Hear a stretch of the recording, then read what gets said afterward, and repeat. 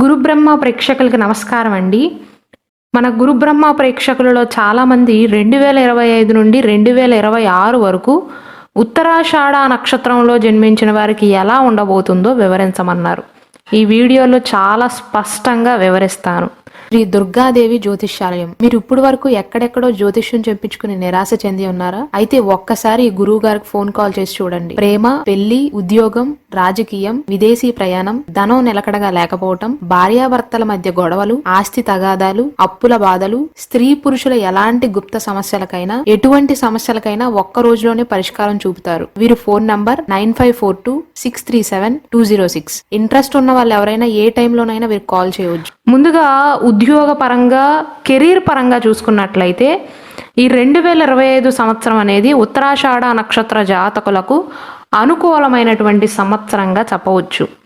మెయిన్గా శని భగవానుడు అనుకూలమైనటువంటి స్థానంలో ఉండటం వల్ల వృత్తిలో స్థిరత్వం లభిస్తుందండి, అభివృద్ధి ఉంటుంది. ఉద్యోగస్తులకి కూడా పని ప్రదేశంలో గుర్తింపు లభించటం, ప్రశంసలు లభించటం కానీ జరుగుతుంది. అయితే దానితో పాటుగా కొత్త బాధ్యతలను కూడా చేపట్టవలసి వస్తుంది. ప్రమోషన్లు, ఇంక్రిమెంట్లు పొందే అవకాశాలు ఉంటాయి. ఈ సంవత్సరంలోని స్టార్టింగ్లో అండి, మెయిన్గా ఉత్తరాషాఢ నక్షత్రం 2, 3, 4 పాదాలలో జన్మించిన వారు ప్రథమార్థంలో అనగా మార్చ్ మాసం వరకు మనోధైర్యంతో, ఓపికతో, స్థిరమైనటువంటి విధానంతో పనిచేయాలి. ఎందుకంటే ఈ సంవత్సరం మొదట్లో శని 2వ ఇంట్లో ఉంటాడండి. అలానే రాహు యొక్క ప్రభావం వల్ల చూసుకున్నట్లయితే మీలో ధైర్యం ఉంటుంది, వ్యూహాత్మక సంభాషణ చేసే శక్తి మీలో కలుగుతుందండి. అంటే మాట్లాడేటప్పుడు 1-2 సార్లు ఆలోచన చేయగలుగుతారు. దానివల్ల కమ్యూనికేషన్లో మంచి మార్పు రావటం వల్ల మీ సహోద్యోగులతో కావచ్చు, పై అధికారులతో కావచ్చు, మంచి సంబంధాలను అయితే ఏర్పరచుకోగలుగుతారు. మార్చ్ మాసం తర్వాత శని భగవానుడు కుంభరాశిని విడిచిపెట్టి మీనరాశిలోకి వెళ్తాడండి. అప్పటి నుండి అనుకూలమైనటువంటి మార్పులు జరుగుతాయి. మెయిన్గా 2, 3, 4 పాదాలలో జన్మించిన వారికి అండి. కేవలం 2, 3, 4 పాదాలకే ఎందుకు చెప్తున్నాను అంటే, ఉత్తరాషాఢ నక్షత్రం 1వ పాదంలో జన్మించిన వారికి మార్చ్ 29వ తారీఖు తర్వాత అర్ధాష్టమ శని యొక్క ప్రభావం అనేది మొదలవుతుంది. 2, 3, 4 పాదాలలో జన్మించిన వారికేమో మార్చ్ 29వ తారీఖుతో ఏలినాటి శని యొక్క ప్రభావం అనేది పూర్తిగా తొలగిపోతుందండి.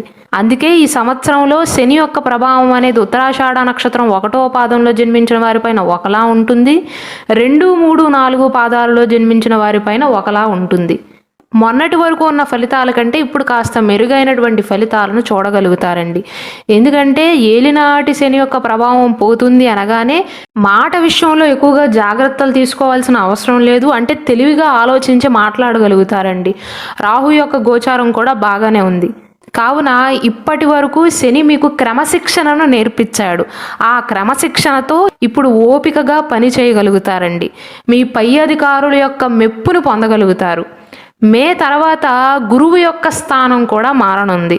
గురువు వృషభ రాశిని విడిచిపెట్టి మిథున రాశిలోకి వెళ్ళబోతున్నాడు. కాబట్టి ఉత్తరాషాఢ నక్షత్ర జాతకులలో కీర్తి కాంక్ష అనేది పెరుగుతుంది. ఇంకా సంపాదించాలని, ఇంకా మెరుగైనటువంటి పొజిషన్లోకి వెళ్ళాలి అని, వ్యాపారంలో మంచి లాభాలు వచ్చేలాగా చూసుకోవాలని వారిలో కీర్తి కాంక్ష అనేది పెరుగుతుందండి. చిన్న పని చేసినా ఎక్కువగా గుర్తింపు తెచ్చుకోవటానికి ప్రయత్నాలు చేస్తారు. అయితే మే 18వ తారీఖు తర్వాత రాహు యొక్క గోచారం కూడా మారనుంది. మీ మాటలో కాస్త కఠినత్వం అనేది పెరుగుతుంది. ఈ సంవత్సరంలో అయితే అనుకూలమేనండి. వివాదాలను పరిష్కరించుకోవడానికి ప్రయత్నిస్తారు. శని భగవానుడి యొక్క ప్రభావం వల్ల గతంలో మీరు ఎదుర్కొన్న అడ్డంకులన్నిటినీ కూడా దాటవేయగలుగుతారు. మీరు మొదలుపెట్టిన పనులలో గతంలో నిదానంగా జరగటాన్ని చూశారు. అయితే ఇప్పటి నుండి మార్చ్ 29వ తారీఖు తర్వాత నుండి మీరు మొదలుపెట్టిన పనులు చాలా త్వరగా పూర్తవటాన్ని గమనిస్తారు. ఎవరైతే ఉత్తరాషాఢ నక్షత్ర జాతకులు విదేశాలకు వెళ్ళి ఉద్యోగం చేయాలి అనుకుంటున్నారో, వ్యాపారం చేయాలి అనుకుంటున్నారో, లేదా హయ్యర్ స్టడీస్ చేయాలి అనుకుంటున్నారో, విదేశాలలో ఉద్యోగ ప్రయత్నాలు చేస్తున్న వారికి కూడా ద్వితీయార్థంలో అనుకూలంగా ఉంటుందండి. మీ ప్రయత్నాలు అనేవి ఫలిస్తాయి. అయితే ఈ నక్షత్ర జాతకులు గుర్తుంచుకోవాల్సింది ఏంటంటే, ఏ నక్షత్ర జాతకులైనా గ్రహ ప్రభావం బాగున్నప్పటికీ కూడా, గోచారం బాగున్నప్పటికీ కూడా మీరు గుర్తుంచుకోవాల్సింది మీ వంతుగా మీరు కృషి చేయాలి. మానవ ప్రయత్నం అనేది ఉండాలి. లేకపోతే ఫలితాన్ని ఆశించవద్దు. అలాగే ఉత్తరాషాఢ నక్షత్ర జాతకుల యొక్క మైండ్ ఈ సంవత్సరంలో ఎలా ఉంటుందంటేనండి, సులభంగా డబ్బులు సంపాదించడానికి ప్రయత్నిస్తారు. ఉద్యోగరీత్యా కావచ్చు, వ్యాపార రీత్యా కావచ్చు, అభివృద్ధిని సాధించడానికి సులువైన మార్గాల కోసం ప్రయత్నాలు చేస్తారు. అంటే షార్ట్ కట్స్ని ఎంచుకుంటారు. ఈ సంవత్సరంలో ఉత్తరాషాఢ నక్షత్ర జాతకులకు 1, 2, 3, 4 పాదాల వారికి కూడా ఆదాయం అనేది పెరుగుతుందండి. కాకపోతే ఖర్చులు కూడా అదే స్థాయిలో ఉంటాయి. అనవసరమైనటువంటి ఖర్చులను తగ్గించుకోవటానికి ప్రయత్నించండి. పొదుపు పైన ఎక్కువగా దృష్టి పెట్టండి. పెట్టుబడులు పెట్టే ముందు కూడా కొంచెం జాగ్రత్తగా ఆలోచించండి. అలా అని అననుకూలంగా ఉంది అని కాదు. ఇవి కేవలం జాగ్రత్తలు మాత్రమే. ఏలినాటి శని యొక్క ప్రభావం అనేది పూర్తయిపోతుంది అనగానే ఉత్తరాషాఢ నక్షత్ర జాతకులు అర్థం చేసుకోవాల్సింది ఏంటంటే, చాలా వరకు మీ జీవితంలో ఉన్న అడ్డంకులు, ఆటంకాలన్నీ కూడా తొలగిపోతాయి. ఇప్పుడు మీరు కొత్తగా ఏవి ఎదుర్కొన్నా సరే ఆ సవాళ్ళన్నీ కూడా తాత్కాలికమే. కుటుంబ జీవితం కూడా ఆనందంగా ఉంటుందండి. కుటుంబ సభ్యుల మధ్య ప్రేమ, సామరస్యం అనేది పెరుగుతుంది. అంతేకాకుండా ఇంట్లో శుభ కార్యక్రమాలు అనేవి జరుగుతాయి. ఒకవేళ ఉత్తరాషాఢ నక్షత్ర జాతకులు గనక పెళ్లి ప్రయత్నాలు చేస్తున్నట్లయితే వారికి కూడా అనుకూలంగానే ఉంటుందండి. కొత్త సంబంధాలు అనేవి ఏర్పడే గోచారం అనేది సూచిస్తుంది. భాగస్వామితో సంబంధాలు అనేవి బాగుంటాయి. అది వ్యాపార భాగస్వామి కావచ్చు, జీవిత భాగస్వామి కావచ్చు. ఒకరినొకరు అర్థం చేసుకునే ప్రయత్నం చేస్తారు. విద్యార్థులకి కూడా మిశ్రమం నుండి అనుకూలమైనటువంటి ఫలితాలు అనేవి గోచరిస్తున్నాయండి. చదువుపైన దృష్టి పెట్టడం కూడా ఈ సంవత్సరంలో సులభతరం అవుతుంది. ఏకాగ్రత అనేది పెరుగుతుంది. పోటీ పరీక్షలకు సిద్ధమవుతున్న వారికి కూడా విజయం లభించే అవకాశాలు ఉన్నాయి. మే మాసం తర్వాత కొన్ని సవాళ్లు ఎదురయ్యే అవకాశాలు ఉన్నాయండి చదువు విషయంలో. కాబట్టి ఓపికగా ప్రయత్నాలు చేసినట్లయితే అది కూడా అనుకూలమైనటువంటి గోచారమే. ఈ సంవత్సరం మొదట్లో గురువు గోచారం బాగానే ఉంది కాబట్టి చదువులో విజయాన్ని సాధించగలుగుతారు. జ్ఞాన వృద్ధి ఉంటుంది. ఉన్నత విద్య కోసం కూడా మంచి అవకాశాలు అనేవి కలుగుతాయండి. ఉన్నత విద్యా అవకాశాలు అనేవి లభిస్తాయి. ఏకాగ్రతతో చదువుతారు. ఆరోగ్యపరంగా చూసుకున్నట్లయితే ఉత్తరాషాఢ నక్షత్ర జాతకులకు ఆరోగ్యపరంగా బాగానే ఉంటుందండి. అంటే మిక్స్డ్ రిజల్ట్స్ అనేవి సూచిస్తున్నాయి. అయితే ఈ సంవత్సరం మధ్యలో కొంచెం జాగ్రత్త తీసుకోవాలి. శారీరక ఆరోగ్య విషయంలో కాదు, మానసిక ఒత్తిడి విషయంలో త్వరగా అలసట చెందే అవకాశాలు ఉంటాయి. ఈ ఉత్తరాషాఢ నక్షత్ర జాతకులకు కనుక పెళ్ళైనట్లయితే దంపతుల మధ్య అభిప్రాయ భేదాలు తలెత్తినప్పటికీ కూడా వెంటనే సమసిపోతాయండి. వేడుకలలో శుభ కార్యక్రమాలకు హాజరవుతారు. పరిచయాలు కూడా పెరుగుతాయండి. నూతన దంపతుల మధ్య అవగాహన నెలకొంటుంది. ఒకవేళ మీకు సంతానం ఉన్నట్లయితే సంతానం యొక్క భవిష్యత్తు పైన కూడా దృష్టి పెట్టగలుగుతారు. ఈ సంవత్సరంలో మాత్రం ఆర్థికంగా పురోగతి ఉంటుందండి. అయితే ఖర్చుల విషయంలో కూడా ఖచ్చితంగా జాగ్రత్తలు తీసుకోవాల్సిందే. స్థిరాస్తి కొనుగోలు విషయంలో కానీ, వాహన కొనుగోలు విషయంలో కానీ ప్రయత్నాలు అనేవి ఫలిస్తాయి. దానికి తోడుగా జీవిత భాగస్వామి యొక్క సహాయ సహకారాలను కూడా పొందగలుగుతారు. ఒకవేళ ఉత్తరాషాఢ నక్షత్రంలో జన్మించిన ఉపాధ్యాయులు ఉన్నట్లయితే ఉపాధ్యాయులకు మాత్రం స్థాన చలనం కాస్త ఇబ్బందిని కలిగిస్తుంది.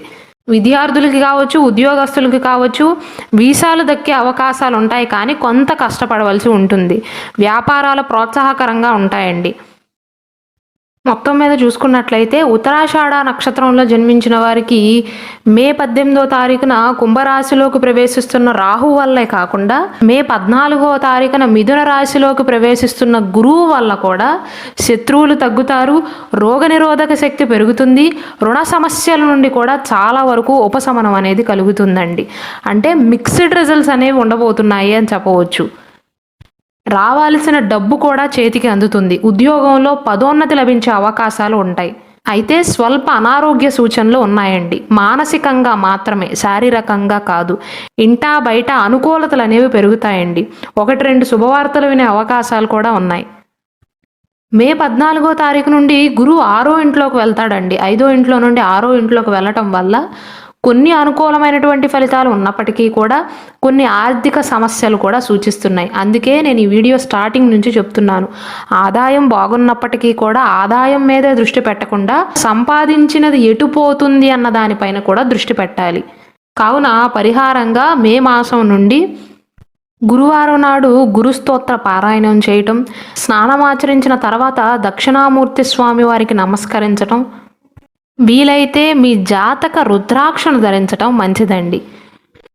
ఈ సంవత్సరంలో ఉత్తరాషాఢ నక్షత్ర జాతకులు శారీరకంగా ఎక్కువ జాగ్రత్తలు తీసుకోకపోయినా మానసిక ఒత్తిడి విషయంలో మాత్రం జాగ్రత్తలు తీసుకోవాలండి.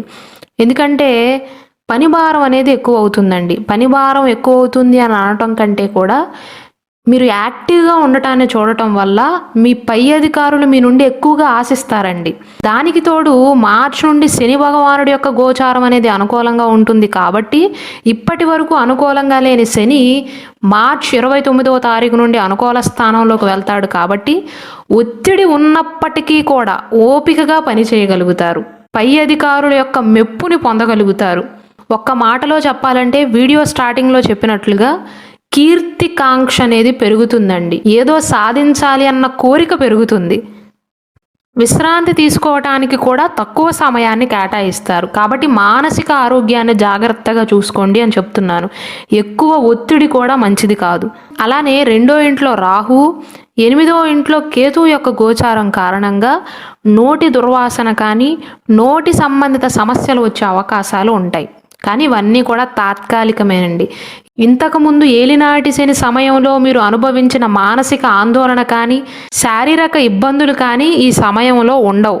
అది ఒక అందుకు ఉత్తరాషాఢ నక్షత్ర జాతకులకు 2025 సంవత్సరంలో ఒక అదృష్ట విషయంగా చెప్పవచ్చండి. మీకు ఎన్ని సమస్యలు వచ్చినా మార్చి 29వ తారీఖు తర్వాత శని అనుకూలంగా ఉండటం వల్ల ఎన్ని అనారోగ్య సమస్యలు వచ్చినప్పటికీ కూడా త్వరగా బయటపడగలుగుతారు. రోగనిరోధక శక్తి పెరుగుతుంది. మీ తలపైన ఒత్తిడి ఉన్నప్పటికీ కూడా పెద్దగా పట్టించుకోరు.